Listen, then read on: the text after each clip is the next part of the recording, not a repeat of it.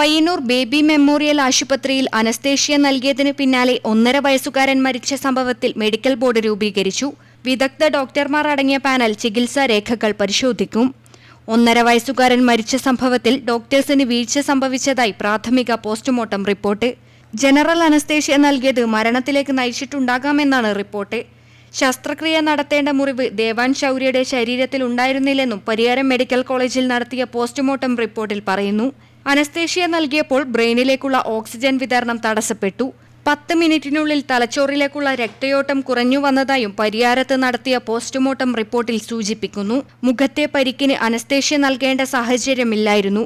അതേസമയം മറ്റു സാഹചര്യങ്ങൾ കൊണ്ട് മസ്തിഷ്ക മരണം സംഭവിക്കാം. ഇതിൽ കൂടുതൽ വ്യക്തത വരുത്താൻ കുട്ടിയുടെ ആന്തരികാവയവങ്ങൾ കോഴിക്കോട്ടെ ലാബിൽ പരിശോധിക്കും. തുടർന്ന് പോസ്റ്റ്മോർട്ടം റിപ്പോർട്ടും ആശുപത്രിയിൽ നൽകിയ ചികിത്സയും മെഡിക്കൽ ബോർഡ് പരിശോധിച്ച് ആരോഗ്യവകുപ്പിന് റിപ്പോർട്ട് നൽകും. ഈ റിപ്പോർട്ടിന്റെ കൂടി അടിസ്ഥാനത്തിലാകും കേസ് അന്വേഷണം.